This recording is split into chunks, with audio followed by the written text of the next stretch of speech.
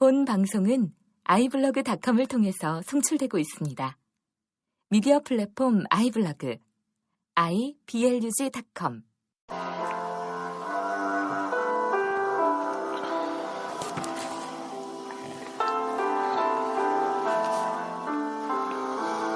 한병철의 투명사회 2회차를 시작하도록 하겠습니다. 저번 첫 시간 때 이제 한병철의 투명사회의 이제 첫 챕터였던 이제 긍정사회 파트를 다뤄봤는데요. 오늘은 전시사회와 시간이 좀 더 가능하다면 명백사회까지 세 번째 파트까지 진행해 보도록 하겠습니다.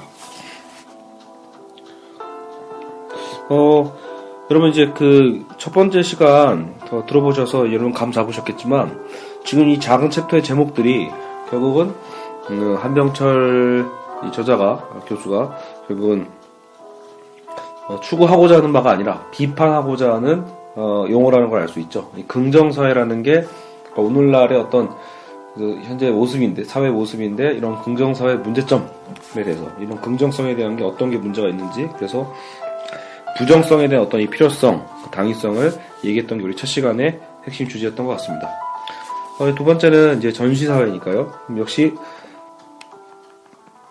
여러분 이제 짐작하실 수 있겠지만 뭔가 전시되는 사회다라고 하는 것에 대해서 벌써 감이 오시죠. 그래서 전시사회에 대한 것을 비판하면서 오히려 이제 대조하고 있는 게 처음 시작하자마자는 이제 어떤 제의라는 걸 얘기하고 있습니다. 여러분 이제 이 제의라는 거는 그 말 그대로 제2가 아니라 제의죠, 제의. 그러니까 어떤 보통 어떤 그 종교나 어떤 그 주술적인 어떤 형식을 얘기할 때 보통 이 종교적 제의라고 표현을 하잖아요. 그러니까 어쨌든 이 전시와 대조되는 개념으로 제의를 들고 있습니다. 그러니까 여러분 이 제의라는 건 결국은 어떤 이 존재 자체를 굉장히 중시한다라고 보고 있는데 그게 어떻게 보여지냐에 따라서 중요한 게 아니다라는 거죠. 이 제의라는 것 자체는 그래도 어떤 실제성에 대한 얘기를 한번 비교해 보려고 하는 얘기 같습니다. 그래서 자, 여기 이런 표현이 나와요. 발터 베냐민을 인용하면서 어쨌든 분리, 구획, 폐쇄의 부정성은 제의가치의 본질적 구성 성분이다 해서 그러니까 부정성은 어쨌든 긍정사회에서 사실은 이제 부정성이 필요하다고 봤잖아요. 그러니까 이 부정성에 대한 가치와 연결을 시킨 거죠. 이 제의적 가치랑요. 그러니까 이 제의 가치는 결국 이 폐쇄의 부정성을 본질적인 어떤 구성 성분으로 갖고 있다라고 보고 있습니다. 이런 보면 왜 종교나 주술적인 어떤 제의들을 보시면 실제로 어때요? 그 모든 것들이 그냥 막 그 투명하게 다 공개되어 있는 이런 느낌이 아니라 뭔가 여러분 신비하잖아요, 결국은요. 그렇죠? 그러니까 뭔가 또 분리돼 있고요. 그러니까 함부로 다가설 수 없고 범접할 수 없고, 그렇죠? 뭔가 따로 구분되는, 그렇죠? 아마 이런 구획된다, 구분된다라고 표현해 보면 사실 이제 기독교에서도 그렇죠. 그 예전에 그 지동서라고 표현하거든요. 거대한 어떤 그 막이죠, 막. 이 장막. 그 안에는 그러니까 신이 현현하는 어떤 장소로서 이 지성소의 개념을 두고 있었는데 나중에 이제 예수 그리스도의 어떤 그 죽음과 어떤 부활을 통해서 이제 그 지성소가 완전히 찢어지죠. 그래서 이제 인간과 신의 어떤 이 거리가 상당히 이제 가까워지는 아직 그 막혀있던 담이 허물어지는 이런 개념으로 상징을 하긴 하는데 여하튼 꼭 여러분 이제 기독교가 아니어도 그러니까 수많은 종교적 제의들을 보면 다 기본적으로 이런 어떤 구획과 폐쇄와 분리에 대한 어떤 특성을 갖고 있습니다. 이것도 일종의 부정성이죠. 근데 여러분 근데 오늘날 사회는 어떤가요? 오늘날은 사물들이 모두 상품화돼요. 전시되지 않으면 아예 존재하지 않는 것처럼 취급되는 긍정사회다라고 표현하고 있습니다. 그러니까 충분히 여러분 동의가 가는 얘기들이죠. 그러니까 사물들이 모두 이제는 자본주의 어떤 상품이죠. 상품화가 되어서 이제 전시되지 않는다라면 그렇게 전시되지 않는 건 아예 존재하지도 않는 것처럼 취급된다라고 얘기해서 이 제의적 가치는 정반대의 성향을 띠고 있는 거죠. 제의는 오히려 그 보여지는 것에 핵심이 있는 게 아니기 때문에 되려 오히려 이렇게 가려지고 구획될 때, 그렇죠? 구분될 때 오히려 더 큰 가치를 갖고 있게 되잖아요. 그러니까 오늘날의 근데 이 전시사회라는 거는 그런 것들을 용납하지 않는다라는 거죠. 철저하게 전시되게끔 어떻게 보여지는가에 따라서 그래서 사물들의 이런 제의적 가치는 전시 가치에 밀려서 사라지고 만다. 전시 가치의 관점에서 볼 때 존재한다는 것 자체는 아무런 의미도 없다라고 그래서 얘기를 하는 거죠. 자기 안에 조용히 있는 거, 홀로 머물러 있는 것은 이제 더 이상 가치를 지니지 못하는 이제 시대다라고 표현을 하고 있는 거죠. 그래서 사물들은 오직 그 보이는 한에서만 가치를 획득한다라고 표현을 하고 있습니다. 그래서 사실 여러분들 계속 제가 이 책을 보다 보면 이게 사물이라고 표현하고 있지만 거기에 인간을 갖다 넣어도 전혀 틀리지 않는 개념이 되거든요. 그러니까 요즘 우리 인간도 어떻죠? 보이는 한에서만 가치를 획득한다라고도 여러분 충분히 우리가 비판적으로 생각해 볼 수 있겠죠. 그러니까 자본주의 사회, 오늘날 사회, 이 전시 사회, 긍정 사회에서는 이 사물들은 오직 보이는 한에서만 가치를 획득하는데 결국은 우리 인간의 삶조차도 사물화되고 있다라고 생각해 본다라면, 그렇죠. 자본의 물신성이라는 표현 여러분 뭐 막스 경제학 공부해 보시면 알겠지만 자본의 물신화 현상을 통해서 본다라면 결국은 우리 인간도 사실은 이제 자본에 의해서 책정당하고 인간도 자본화되면 자본도 사물이니까 인간도 사물화가 되죠. 그러니까 인간도 보이는 한에서만 가치를 획득하는 사회로 접어들었다라고도 좀 더 깊이 얘기해 볼 수 있습니다. 우리가 어떤 학벌을 갖고 있는가, 그렇죠? 우리가 어떤 직장에 다니고 있는가, 우리가 어떤 그렇죠? 명예, 어떤 직종을 갖고 있는가에 대해서 우리는 거기에 대해서 우리 가치가 판단당하는 시대로 살고 있는 거죠. 인간의 존재 그 자체에 대한 얘기보다는 인간도 어떻게 보여지는가에 따라서만 판단되는 사회, 이건 그렇게 어려운 얘기가 아닌 것 같습니다. 그래서 이제 그 발토 베냐민이 얘기 나왔기 때문에 아마 쓴 얘기 같은데요. 그래서 이제 아우라가 완전히 사라진다라고 보는 거죠. 모든 것을 이제 전시의 강요를 통해서 하다 보면 오히려 어떤 일종의 거리감을 다 사라지게 만들기 때문에 아우라를 완전히 없애버린다. 여러분, 그래서 그 아우라라는 건 그런 거잖아요. 왜 진본에서만 나타나는 정말 그 알 수 없는, 야, 저 뭔가 아우라가 느껴지는데라고 하는 표현하잖아요. 그러니까 수많은 복제품 안에서는 복제품이 많으면 거기서 어떤 아우라를 느끼기 어렵지만 정말 어려운 원본에만 있는 어떤 그 아우라, 어떤 숭어맘이라고 표현할 수도 있을 것 같은데요. 네, 어쨌든 이제 그런 것들이 사라지는 시대다라고 보는 거죠. 하긴 이제 복제 사회 자체가 일종의 어떤 그런 측면을 갖고 있죠. 그리고 여기 이제 마르크스가 제안한 사용 가치와 교환 가치의 대립으로 환원되지도 않는다라고 표현하고 있는데, 이 얘기는 뭐냐면, 결국은 이 얘기죠. 이 전시 가치라는 것 자체가요, 사용의 영역에서 벗어난 거니까요. 그러니까 이게 어떻게 사용되는가, 사용 가치를 추구하고 있지는 않습니다. 여러분, 전시 가치라는 건 말 그대로 어떻게 보여지는가가 더 중요하기 때문에 이게 얼만큼 유용한가, 어떻게 사용하는 것인가에 대한 것은 중요하지 않죠. 그리고 교환 가치도 마찬가지예요. 교환 가치라는 것도 노동 가치를 중심으로 하는 게 교환 가치인데 노동력을 전혀 반영하고 있지도 않기 때문에 역시 전시 가치는 사용 가치라고 할 수도 없고 교환 가치라고도 할 수 없다라고 표현하고 있습니다. 그렇죠, 여러분. 그러니까 진짜 오늘날 보면 우리가 어떻게 쓸모가 있는가 없는가에 대한 것을 기준으로 우리가 물건의 가격을 책정하지 않죠. 우리가 사는 물건들, 우리가 명품이라고 하는 것들을 보면 사실 그 가격 대비해서 사용 가치는 현격하게 떨어지고요. 또 노동에 대한 어떤 가치도 훨씬 더 약하죠. 노동을 얼마나 많이 했는가가 중요한 게 아니라 사실 거기에 어떤 좋게 얘기하면 이건 거죠. 크리에이티브라고도 할 수 있는데 어떤 창의성을 어떻게 집어넣는가, 차별성을 어떻게 차별했는가라고도 표현을 하지만 문제는 그것이 일종의 합리화일 수도 있다라는 거죠. 그러니까 그렇게 보기에는 너무나 그렇죠. 어쨌든 전시 가치라는 것은 어떻게 보여지는가, 그냥 무조건 아름다워야 되는 이런 개념으로 다가서고 있죠. 그리고 이런 얘기를 하네요. 발토 베냐민은 역시 얘기를 하면서 다른 한편으로 이 제2가치가 그래도 순순히 이렇게 이 전시가치에 밀려나지는 않는다라는 거죠. 마지막으로 저항하는 최후의 요새, 이 저항하는 최후의 요새는 뭐다라고 할 때 인간의 얼굴이다라는 표현이 나옵니다. 인간의 얼굴. 저는 개인적으로 레비나스를 좋아하기 때문에 이 얼굴하면 레비나스가 떠오릅니다. 타자의 얼굴이라는 어떤 표현을 썼던 철학자인데요. 근데 이제 전시가치는 그런 것들조차도 이제 다 그죠? 무시해버리겠죠. 자, 어쨌든 여러분 이제 그 인간의 얼굴, 그러니까 이게 저항한다라고 표현했잖아요. 이런 전시가치에 저항하는 게 인간의 얼굴인데 여기서 이제 사진에 대한 사례를 이제 집어넣습니다. 그러니까 초기 사진에서 이 초상이 중심에 놓인 것은 우연이 아니다라고 표현하고 있는데 말 그대로 초상은 이제 사람의 얼굴을 중심으로 하는 거잖아요. 그러니까 그 얼굴 안에 그런 여러분 얼굴 초상을 그려져 있는 어떤 사진들을 보면 어떤 일종의 아까 우리가 얘기했던 비록 사진이 복제품이지만 그럼에도 불구하고 일종의 어떤 아우라가 느껴지는 이런 게 있을 수 있죠. 그래서 멀리 있는 혹은 죽어버린 사랑의 기억을 숭배하는 데서 그림의 제의가치는 최후의 도피처를 발견한다. 그래서 지금 초기 사진이라고 일부러 표현하고 있는 게 나중에 여러분 이제 또 방금 우리가 전시가치와 제의가치를 여러분 이제 대조해서 저자가 얘기하고 있는 것처럼 이제는 초기 사진과 디지털 사진을 또 대조하거든요. 그래서 초기 사진은 뭐예요, 여러분? 인간의 순간적인 얼굴 표정에서 어쨌든 이게 아우라의 빛을 발한다라고 하고 그 무엇과도 비교할 수 없는 우울한 아름다움이 나온다라고 표현합니다. 여러분, 그러니까 이 초기 사진은 뭐겠어요? 우리가 요즘 책을 이제 사장됐죠. 쓰고 있지 않는 아마 필름을 넣고 찍는 그 초기 사진을 특히 얘기하겠죠.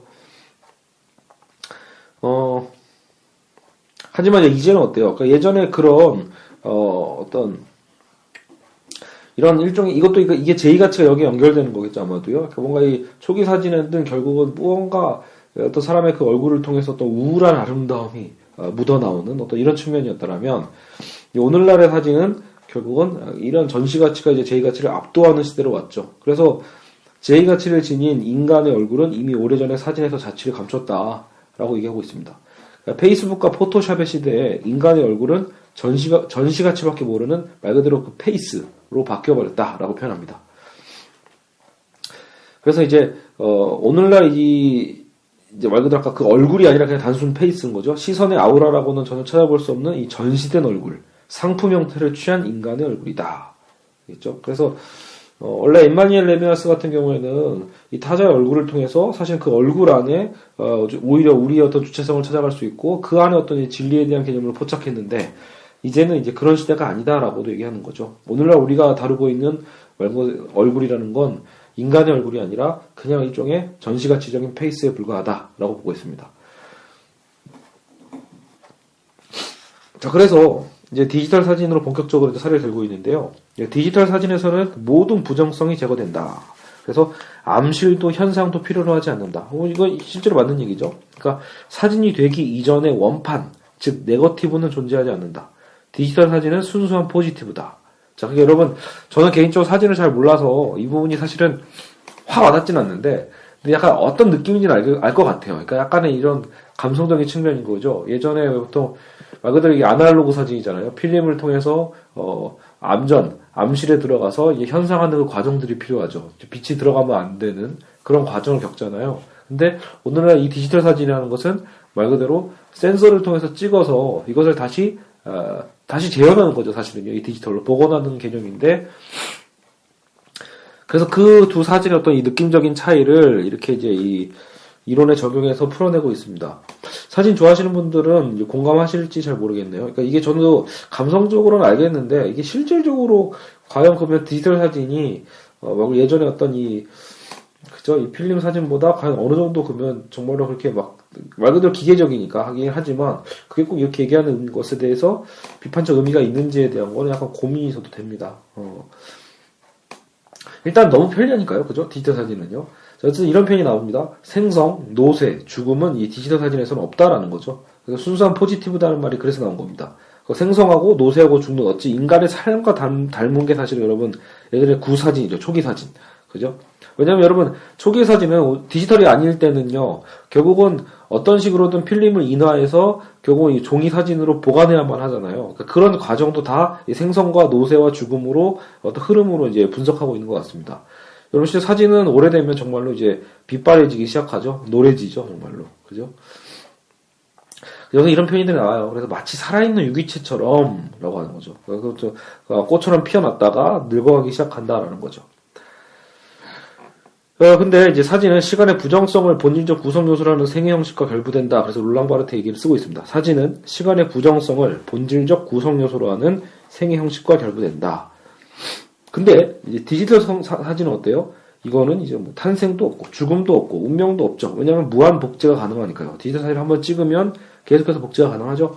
그래서 의미론적 시간적 응축을 알지 못한다. 그러한 사진은 아무 말도 하지 않는다라고 표현합니다. 아마도 이런 그 아날로그 사진과의 어떤 이 과정성을 생각했다는 점에서 디지털 사진의 어떤 주는 이런 그죠 이 이미지 그리고 어떤 이 뉘앙스는 그죠 우리에게 뭔가 전해주는 의미가 있기는 하죠. 저도 이제 이 내용 전체에 대한 거는 확 공감은 안 가지만 그래도 정말 그거 하나는 적용이 되는 것 같아요. 여러분 디지털 사진이 각광받기 시작하면서 문제가 되는 게 뭐냐면 말 그대로 또 다른 어떤 이 사이버 스페이스의 저장 공간이 필요하다라는 거거든요. 그러니까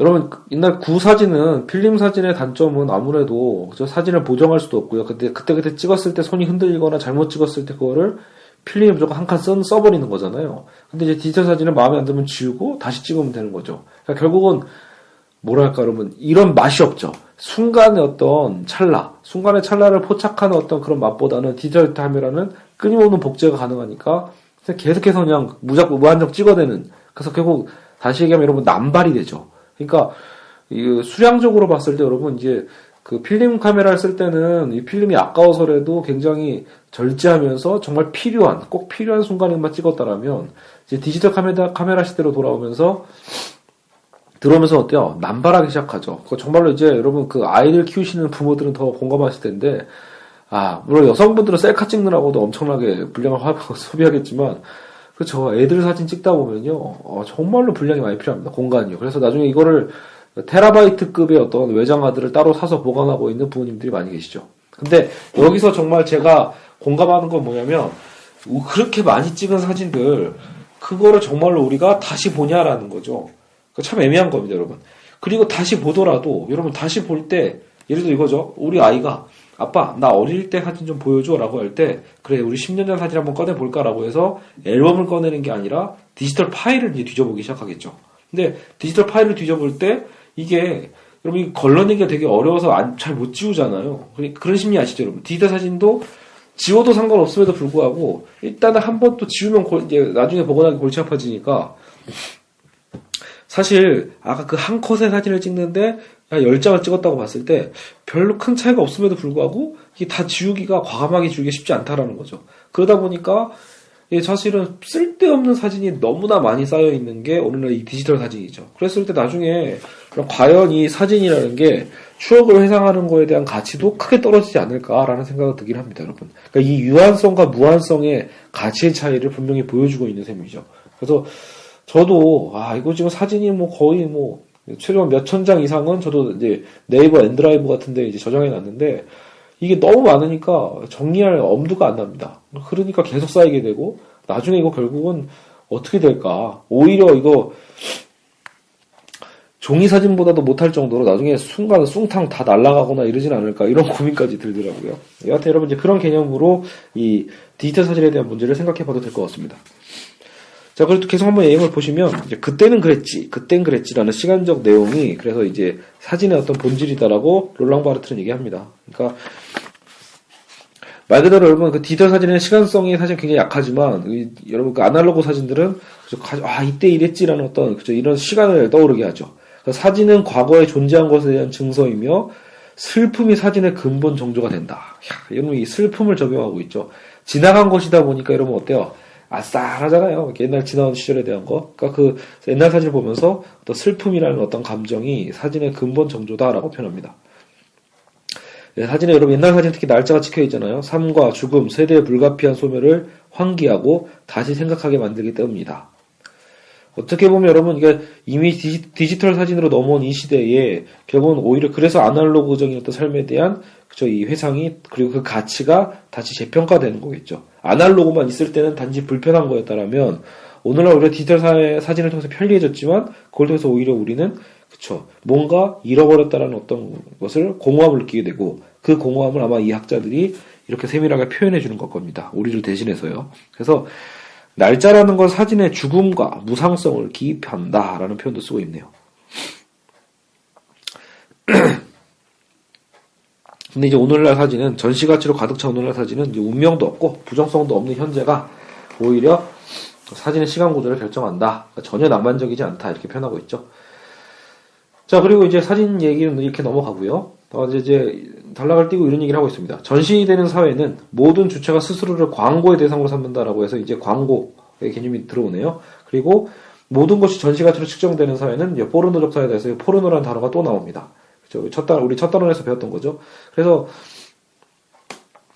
과도한 전시의 결과로 모든 게 어떤 비밀도 없이 즉각적인 소비에 내맡겨진 상품으로 전락해버린다라고 하는 거죠. 어떤 비밀도 없는. 그죠?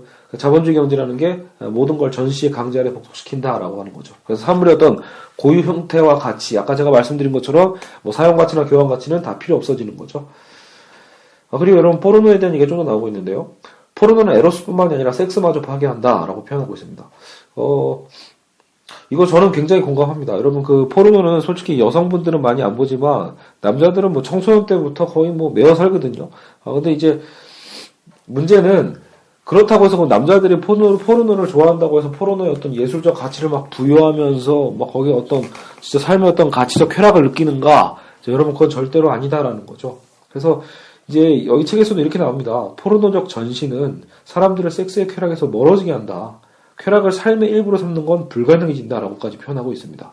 왜 그러냐면 정말 여러분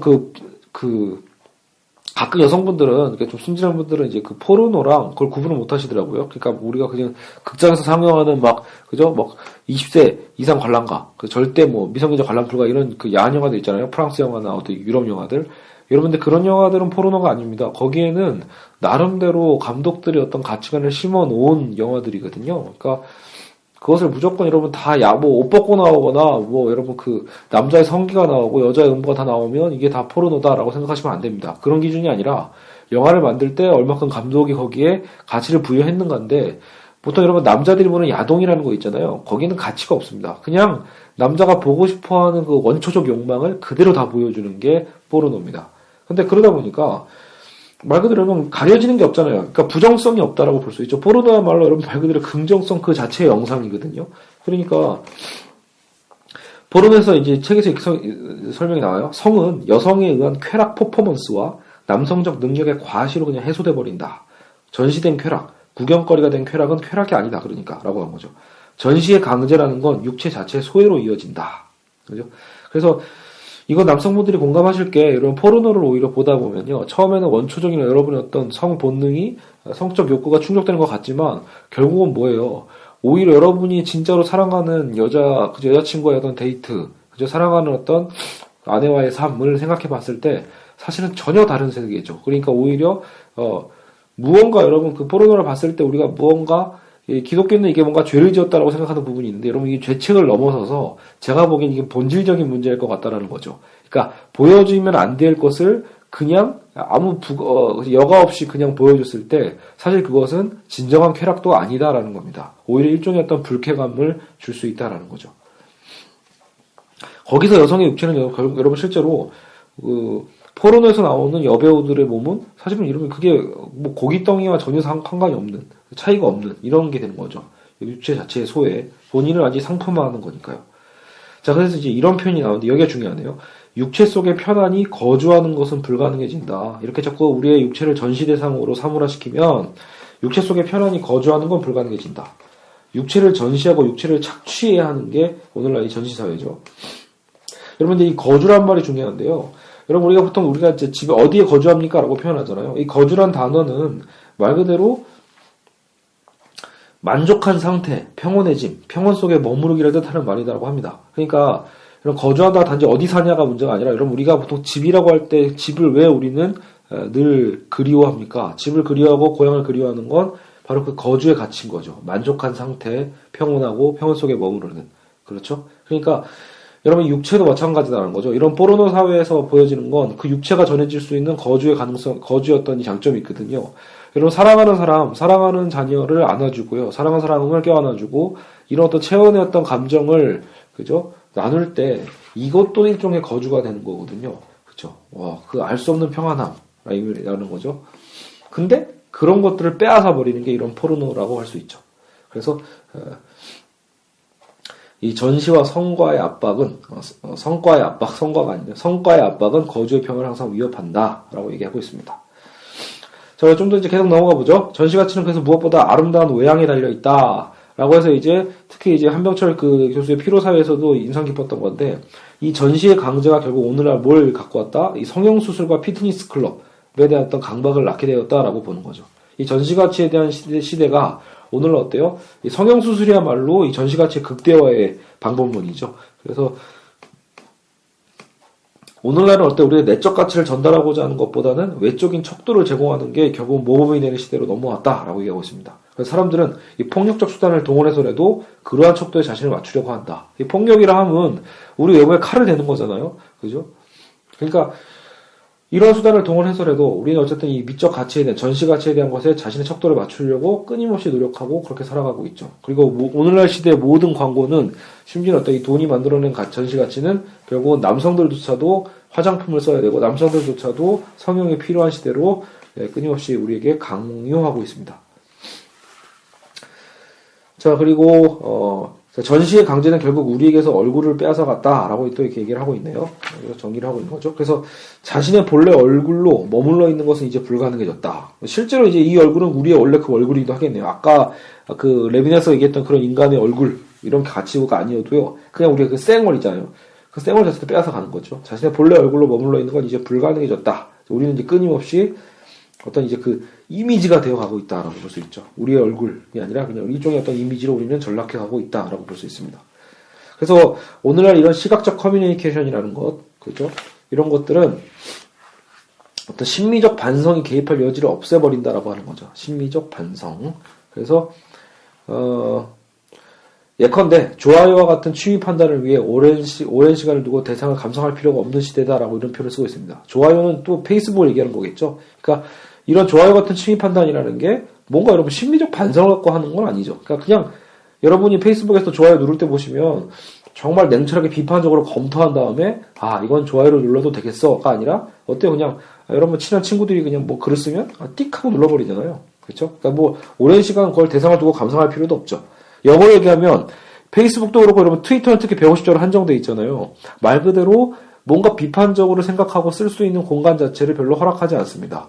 페이스북은 이제 트위터와 달리 글은 길게 쓸 수 있지만 그럼에도 불구하고 어때요, 여러분? 페이스북에 글 길게 쓰면 눈치 없는 사람이죠. 누가 봅니까? 별로 안 보죠. 개인적으로 정말 좋아하는 사람이 아니고서는 페이스북에 글 길게 남긴 사람들의 글은 대부분 사장된다고 볼 수 있습니다. 알겠죠?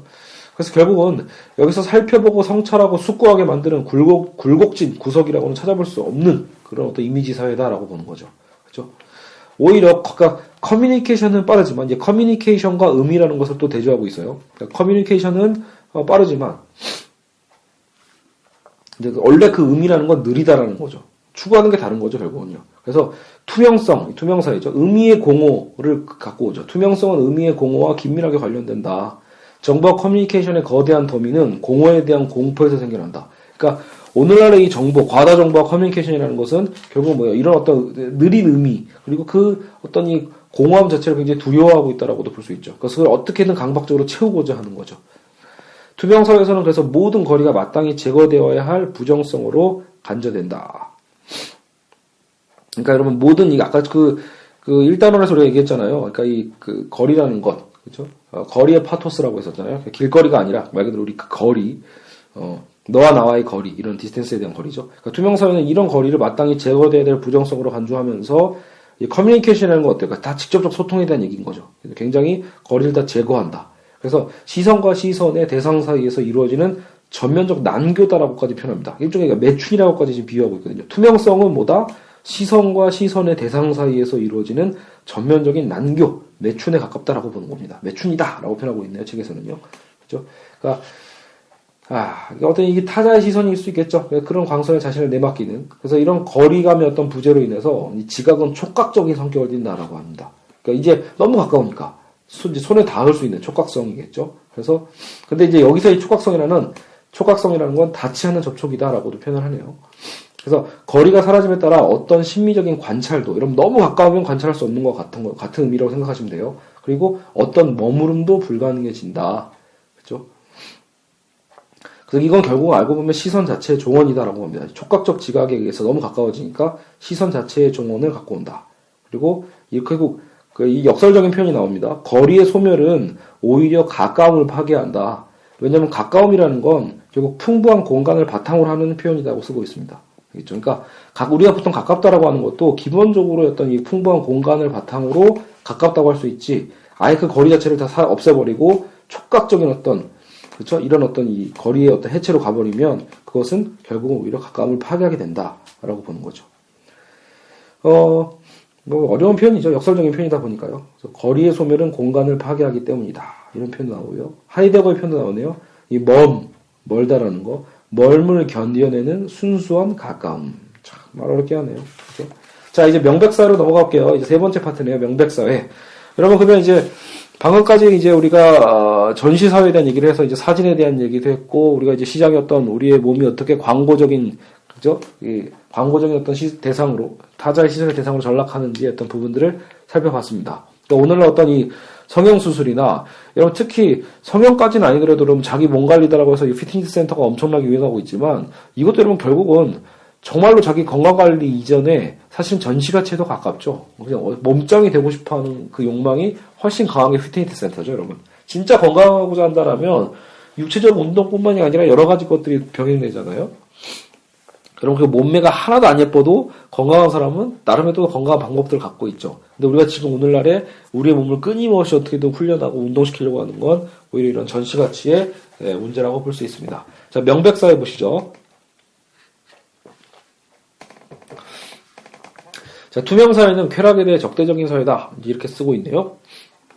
그러니까 이런 상식부터 벗어나셔야 됩니다. 혹시 괜히 너무도 종교적이거나 근엄한 분들은 이 쾌락이란 단어 자체를 되게 부정적으로 여기시잖아요. 근데 이 쾌락이란 것 자체가 이런 부정적인 게 아니라 쾌락을 어떻게 쓰는가에 따라서 부정적인 상황이 있는 거거든요. 그러니까 오히려 이 책에서는 쾌락을 긍정적인 어떤 표현으로 쓰고 있습니다. 그러니까 투명사회는 오히려 인간의 이런 쾌락에 대한 것을 싫어한다고 보는 거죠. 비밀과 베일과 은폐와 같은 부정적 요소야말로 사실 이런 그러니까 자 여러분 이것도 또 공감 잘 될 거예요. 리비도의 경제는 투명성을 알지 못한다고 하는데 여러분 이 리비도라는 건 정신분석에서 얘기하고 있는 그 무의식적인 에너지, 성적 에너지라고도 표현을 하는데요. 무의식적인 에너지를 얘기합니다. 그러니까 이 리비도의 경제는 투명성을 알지 못한다. 그러니까 우리가 무의식적으로 이제 욕망하는 거죠. 욕망하고 쾌감을 느끼는 어떤 그 무의식적인 어떤 에너지들은 투명성과는 관계가 없다는 거죠. 이런 뭔가 비밀스럽고요. 베일에 쌓여 있고 은폐적인 어떤 이 부정적 요소야말로 욕망을 자극한다. 그리고 쾌락을 강화한다라고 하죠. 그래서 항상 유혹자라는 건 이 가명과 환상, 가상을 가지고 노는 것이다. 그러니까 투명성을 강제하는 건 이런 쾌락의 놀이공간을 파괴한다. 명백성은 유혹 대신 절차만을 중시한다는 거죠. 명백사회라는 것은 뭔가 우리가 유혹을 하고 어떻게 쾌락을 느끼는가가 중요한 게 아니라 이 절차만을 중시한다라고 봅니다. 여러분 이거 굉장히 공감 가지 않나요? 이 쾌락에 대한 얘기 했을 때 어때요, 여러분?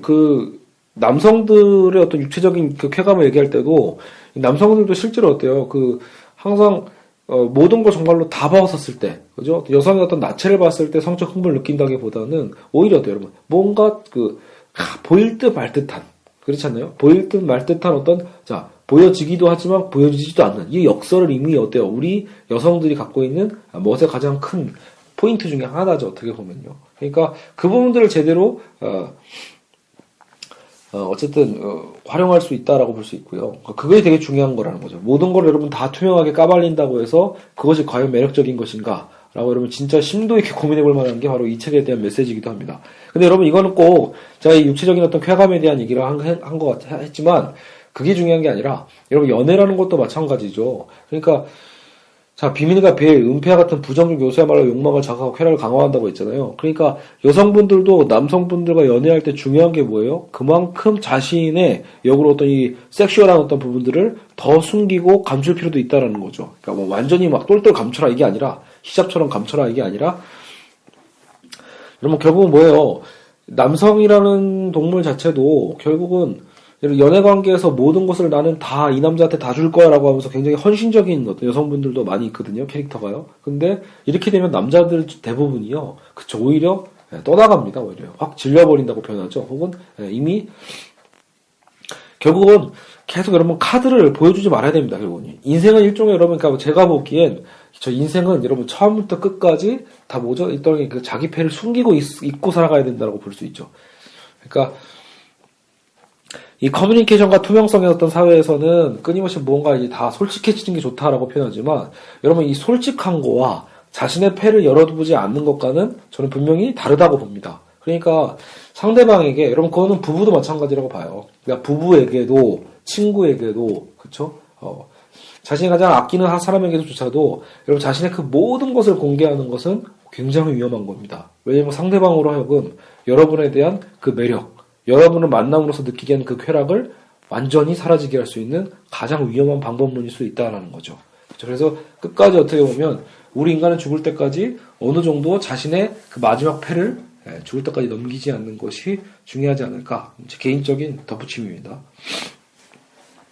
그게 없으면 여러분 인생은 너무 재미없죠. 그러니까 여러분 뭔가 모든 게 투명하고 모든 게 깨끗하면요. 사람 만나는 재미가 없죠. 그 사람 만날 필요가 없죠. 너무 깨끗하니까 이미 안 만나도 알잖아요. 그렇지 않나요? 그러니까 뭔가 이 사람을 만나면 뭔가 하나하나씩 알아가는 재미가 있다. 양파 같은 느낌이죠, 여러분. 여튼 이건 제가 너무 한쪽 얘기하고 너무 덧붙여놨네요. 자, 그리고 이제 정치적으로 올바른 실천 양식에 대한 이런 정치적인 얘기를 하네요. 그래서 이제 다의성의 어떤 포기를 주장한다. 투명성의 사회는요. 최대한 그 계약적 자유와 평등을 확보하는 거. 그죠? 그래서 어떤 그 아까 얘기했던 유혹과 쾌락의 어떤 수사적이고 감정적인 후광을 무력화하려는 시도를 한다라는 거죠. 그래서 어떻게 보면 여러분, 그러니까 그 정치에 대한 얘기는 첫 단원에서도 나왔던 것 같은데, 그러니까 어쨌든 우리가 매력이라는 거죠. 일종의 쾌락은 다 이런 어떤 감춰짐에서 나오는 건데, 오늘의 정치적으로 올바른 실천 양식이라고 표현할 때 이런 것도 다 뭐예요? 그냥 최대한 계약적인 어떤 자유와 평등만 확보하면 된다라고 보는 거죠. 그래서 이런 얘기로 귀결됩니다. 투명성과 명백성은 에로스의 종언을 초래할 거다. 즉 포르노의 세계가 시작되는 거다라고 합니다. 그러니까 포르노와 에로스를 구분하고 있죠. 그래서 이 에로스는 오히려 아까 했던 그 쾌락, 그렇죠? 그리고 뭔가 좀 더 가치 있는 어떤 성적인 에너지에 대한 얘기로 어휘를 쓰고 있습니다. 그렇죠? 오늘날 근데 이 투명성의 사회는 포스트 프라이버시라고 해서 무제한의 상호 폭로전을 부추기는 사회죠. 그러니까 진짜 모든 게 투명하다 보니까 서로의 어떤 것들을 끊임없이 폭로하는 그런 사회가 되고 있죠. 아이고, 그리고 이제 마침 저도 여기서도 표현이 나오네요. 가장 가까운 사람의 경우에도 뭐 진메리한 얘기군요. 가장 가까운 사람의 경우에도 매력이 유지되려면 그의 일부분은 불명확하고 비가시적이어야 한다. 아까 제가 했던 얘기죠. 환상은 쾌락의 경작에서 본질적인 부분을 차지한다. 표현하고 있습니다. 그리고 상상 속의 전이와 후이가 후희, 그렇죠? 시간적인 유예가 쾌락을 깊게 한다. 맞는 말이죠, 여러분. 시간적 유예. 어때요? 상상 속의 전이와 후이가 시간적인 유예가 쾌락을 깊게 한다. 쾌락을 여러분 어때요? 자기가 누리고 충동이 있다고 해서 바로바로 누리는 것? 그게 포르노거든요, 여러분, 결국은요. 그러니까, 남자들이 여러분 포르노를 왜 봐요? 그 쾌락, 그 유예적인 관계를 참지 못해서 보는 거지만, 남자들도 보고 나면 어때요? 굉장히 허망하죠, 사실은요. 상상 속의 서사적 우회로를 조금도 허용하지 않는 직접적인 향락은 그래서 포르노적이다. 그죠? 여러분 근데 이건 포르노라고 자꾸 단어가 나오니까 이 남자가 보는 포르노 영상만 생각하지 마시고요. 여성분들에게도 다 해당되는 얘기입니다. 그러니까 포르노적이다라고 표현하고 있잖아요. 그러니까 자꾸 어떤 그 쾌락을 그냥 빨리 이루려고 하는 것에 대한 문제점이죠. 상상력의 바탕은 놀이에 있다. 칸트에 대한 얘기도 나오고요. 그리고 볼까요? 요 사례가 하나 나오네요. 조르주 아감벤의 도래하는 공동체. 우리나라는 공통체라고 해석된 것 같은데. 어쨌든, 한국에 최근에 나온 책이죠. 아감벤의 도래하는 공동체에서 이런 표현이 나온대요. 그러니까 메시아의 왕국에 관한 우화를 언급하면서 평화의 왕국의 수립을 위해서 모든 것이 다 파괴되고 완전히 새로운 세계가 시작되어야 하는 건 아니다. 그러니까 말 그대로 메시아의 왕국이 있잖아요. 말 그대로 메시아가 다시 재림하는 그날 완전히 새로운 세계가 열린다고 하는데, 여기서 이제 이렇게 표현하는 것 같아요. 그렇다고 해서 모든 게 다 파괴되고 완전히 새로운 세계가 되는 건 아니야. 라고 합니다. 그러니까, 오히려, 이 찻잔, 혹은 저 덤불, 혹은 저 돌, 그런 모든 사물이 약간씩 자리를 옮기기만 하면 된다. 그죠? 근데 그 약간에 옮기는 것이 그토록 어려운 것이기 때문에, 그쵸? 그래서 그것은 인간이 할 수 없는 거고 이를 위해 메시아가 오는 거다라고 어떻게 표현을 합니다. 그래서 이 평화의 왕국을 위해서는 사물들은 아주 조금만 옮겨지면 된다. 최소한의 변화는 사물들 자체 내에서가 아니라 사물들의 가장자리에서 일어난다. 그 결과 사물들은 비밀스러운 광채를 얻는다. 이러한 후광은 가장자리에서의 떨림, 반짝거림을 통해 생겨난다. 여러분, 그러니까 결국 그 이해는 왜 들고 있는 거죠? 그러니까 무언가 명백사회에 대한 얘기를 하고 있잖아요. 그러니까 이런 신비한 어떤 것들은 세상이 새롭게 도래하는 것도 결국 완전한 변화가 아니라 싹 다 갈아버리는 게 아니라 사실 아주 작은 것의 변화, 보일 때 보이지 않는 것에 대한 이 변화가 오히려 새로운 광채를 만들어낸다라고 보는 거죠. 그래서 오히려 이런 나직한 떨림, 약간 이게 가장자리의 변화라고 있잖아요. 작은 변화. 이런 가장자리의 떨림은 사물을 불명확하게 만든다. 근데 이 불명확성은 지금 이 저자가 부정하고 있는 표현이 아니죠. 불명확성은 가장자리에서부터 시작돼서 사물 전체를 비밀스러운 광채로 감싸는 거다라고 표현하고 있으니까요. 그래서 신성한 건 결코 투명하지 않다. 오히려 신성한 것은 비밀스러운 흐릿함을 특징으로 한다. 그죠? 그래서 도래할 평화의 왕국은 결코 투명사회가 아니고 투명성은 평화의 상태가 아니다라고 얘기를 하고 있습니다. 그죠? 이제 근데 여러분 이제 계속 이제 이게 여러분 결국은 철학적 에세이이기 때문에 굉장히 많은 이런 비유들이 나와 있고 어떤 문학적인 감수성을 많이 갖고 있는 게 사실입니다. 그래서 뭔가 굉장히 논리적으로 무언가를 딱딱 냉철하게 이렇게 비판하는 느낌이 아니라 끊임없이 이런 어떤 비유와 어떤 그 상징들을 쓰고 있고 그리고 그 안에 또 이제 어떤 변증법적인 요소들도 넣고 있고요. 그렇죠? 여러분 이제 그런 상태의 이 책을 여러분 느끼시면 될 것 같아요. 그러니까 여러분 이게 이건 정확히 어떤 거다라고 표현하는 거는 듣다 보면 사실 몇 단어로 굉장히 축약되거든요. 그러니까 굉장히 이거 짧게 보면 한 문장으로도 요약할 수 있는 게 이 책일 것 같고요. 그렇죠? 근데 이제 길게 보면 이제 이런 비유들을 통해서 읽을 때에만 근데 이 책이 주장하는 바가 와닿는 거죠. 그렇죠? 그래서 계속 가볼게요. 자, 욕망의 공간은 굽어 있다라고 이제 개념이 나옵니다. 욕망.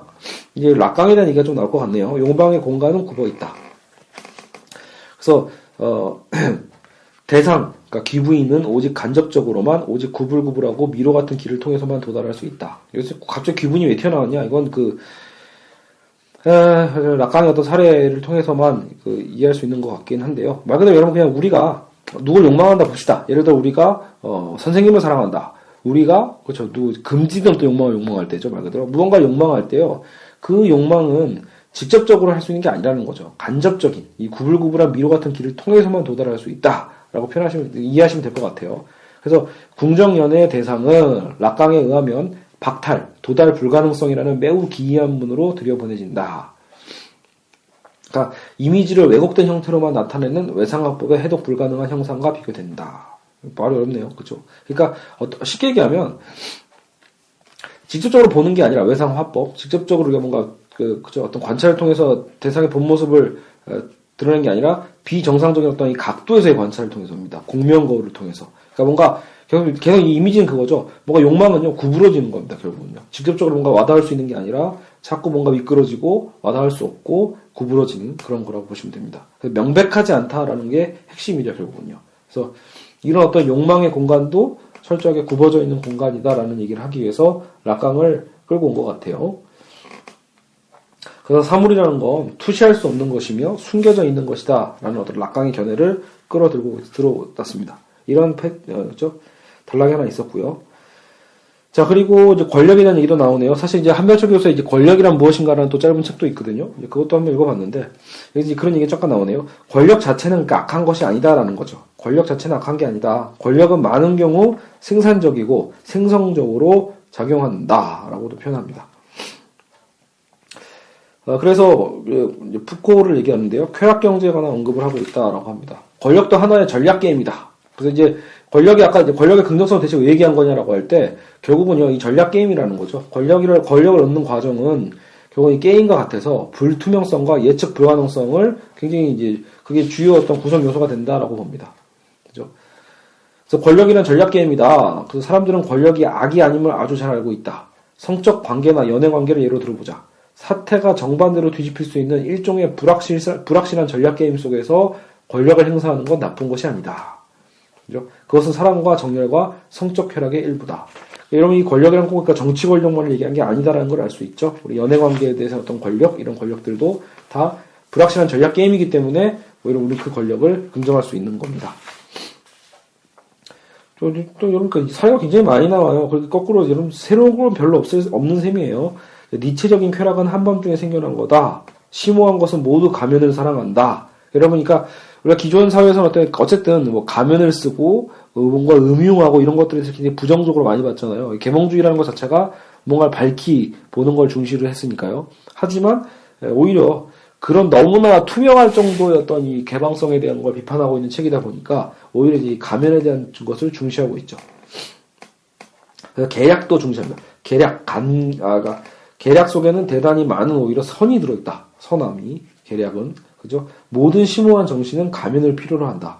그죠?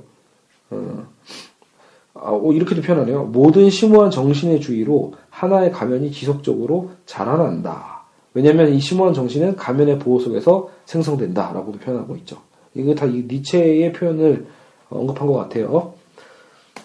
그래서 완전히 다른 것, 새로운 것은 오직 동일한 것 앞에서 방패막이 역할을 하는 가면 뒤에서만 번성할 수 있다. 그렇죠. 완전히 다르고 완전히 새로운 것들은 어디서만 가능하다? 어쨌든 가면 뒤에서만 번성할 수 있다. 만약에 이게 맞다라면 이건 굉장히 중요한 얘기긴 하죠, 여러분. 그러니까 자꾸 모든 게 동일한 것 앞에서 똑같이 드러나 있으면 새로운 게 없고 완전히 다른 것도 생겨날 수 없다라면 그것은 거대한 폭력적인 전체주의 사회가 될 테니까요. 이게 이제 첫 챕터 때 이 한명철 교수가 이제 가장 중요하게 얘기하면서 시작한 거죠. 전체주의 사회를 비판하면서 투명사회의 문제를 지적한 거니까요. 자, 그래서 니체의 표현을 또 씁니다. 계략은 폭력보다 더 낫다. 계략은 주변을 둘러보고 그때그때 상황 속의 잠재력을 최대한 활용한다는 점에서 더 유연하고 더 많은 융통성을 발휘한다. 라고 합니다. 그렇죠? 그래서 오히려 이런 계략이 이제 칸트식의 어떤 이 정언 명령, 그죠? 절대적인 어떤 그런 명령이죠. 그런 거보다 낫다라고 보는 거죠. 더 오히려 좋다라고 봅니다. 이게 보다 더 자유로울 수 있다라고 보는 거죠. 자, 그리고, 마지막 부분이네요. 아우구스티누스도 등장합니다. 그러니까 여러분, 별의별 학자가 다 나오죠, 이 책에는요. 그래서, 문제는 이제 이 학자들을 전혀 모르시는 분들이 이 책을 볼 때는요, 좀 불편할 수 있죠. 그러니까, 여기 자꾸 이거, 이 학자들은 또 뭐고 또 뭐야, 이렇게 지칠 수도 있는 개념이에요. 근데 이게 일종의, 계속해서 이제, 유명한 학자들의 어떤 견해를 들면서 자신의 견해를 끌어놓은 거나, 혹은 그것을 오히려 비판하거나, 이런 방식을 두 가지 다 사용하고 있습니다, 이 책은요. 자, 그리고 이건 굉장히 저도 공감이 가는데, 아우구스티누스에 따르면, 신은 더 많은 기쁨을 생산하기 위해 은유를 동원하여, 성서를 의도적으로 불문명하게 만든다. 여러분, 실제로 어때요? 성경을 보시면 굉장히 모순적인 것도 많고요. 정확하지 않은 게 너무 많아서, 그래서 이제 이것을 이제 어떤 논리 실증주의나 이런, 말 그대로, 실증주의 쪽에서는 싫어하죠, 어떻게 보면요. 굉장히 이거 모호하다라고 볼 수 있죠. 하지만, 이게 오히려 더 의도된 거다라고, 신의 의도죠, 어떻게 보면요. 비유의 외투로 덮여 있는 이런 성경에 대한 내용들이죠. 이건 왜 그러냐? 경건한 신념으로 탐구하는 인간의 이성이 이제 계속 훈련할 수 있도록, 훈련을 위해서라는 거죠. 이게 만약에 공개적으로 벗겨져서 제시되면 굉장히 무가치해 보일 수 있다는 거거든요. 그러니까 성경에 대한 내용들이 너무나 그러니까 성경은 여러분 쉽기도 하지만 어렵기도 하거든요. 이런 역설을 다 갖고 있어요. 포함을 했을 때 가치가 있는 거죠. 왜냐하면 성경은 그래서 읽으면 읽을수록 전혀 다르게 느껴지거든요. 그러니까 예전에 어릴 때는 분명히 이 구절에서는 요거밖에 못 느꼈는데 나이가 들다 보니까 그쪽 구절이 다르게 또 해석되고 다르게 깨달아지는 것. 근데 그 가능성은요, 여러분, 이 성경의 어법에도 달려 있습니다. 이게 너무나 여러분 마치 윤리책처럼 너무나 분명하게 공개적으로 딱 쓰여 있다라면 그 자체는 말 그대로 여러분 그러면 성경은 일반적인 윤리 교과서와 다를 바가 없겠죠. 근데 만약에 정말로 어떤 진리를 품고 있는 책이다라면 그쵸 충분히 흐릿함, 불명확함이 굉장히 큰 도움을 주고 있다고 볼 수 있습니다. 그래서 여러분 어때 이런 숨겨진 상태에서 밖으로 끄집어 낼 때 달콤한 맛이 날 정도로 우리 기쁘죠, 사실은요. 사람들은 이를테면 자기한테 감춰져 있는 것을 뜨겁게 동경하며 그렇게 동경하던 것을 발견하는 순간 그만큼 더 큰 기쁨을 맛보는 것이다. 그렇죠? 그래서 비유의 외투라는 건 말을 에로틱하게 만든다. 그렇죠? 그리고 말을 갈망의 대상으로 고양시킨다. 유혹적이다. 이런 표현을 쓰고 있습니다. 그죠? 그래서 여러분, 그러니까 이 포르노와 에로티즘도 구분하십시오. 이 책을 읽어가면서 여러분이 계속 이제 이 한명철 교수의 책을 보면요, 어휘들을 한번 쭉 정리해보는 것도 되게 도움이 됩니다. 그러니까 이 사람이 긍정하고 있는 어휘들, 부정하고 있는 어휘들 이렇게 쫙 정리를 하면 독해할 때 훨씬 더 안 헷갈리거든요. 어쨌든 에로티즘 이런 얘기를 했죠. 근데 반면 정보라는 것, 정보는 이제 부정하고 있는 거. 그러니까 정보는 지금 이 저자가 싫어하는 표현이죠. 정보, 커뮤니케이션, 적나라하다, 벌거벗은 말은 매력을 상실하고 평범해진다. 그렇죠? 비밀의 해석학이라는 건 투명성을 위해 어떻게 해서든 폐기해야만 하는 악마의 기술이 아니다. 이건 해석학은 오히려 해석학은 오히려 뭔가 해석학이라는 것 자체가 뭔가 이제 숨겨져 있는 거잖아요. 그건 하나의 상징술이고 또 설사 가상에 지나지 않는다 할지라도 뭔가 깊이를 창출하는 문화적 기술이다. 뭐가요? 이 비밀의 해석하기. 그렇죠? 그러니까 여러분 결국은 여기까지 해서 명백사의 파트가 끝났는데요. 이제 다음 시간에는 이제 포르노 사회와 가속 사회 편 쪽을 한번 다뤄보도록 하겠습니다. 아마 한두 편 더 하면 마무리할 수 있을 것 같네요.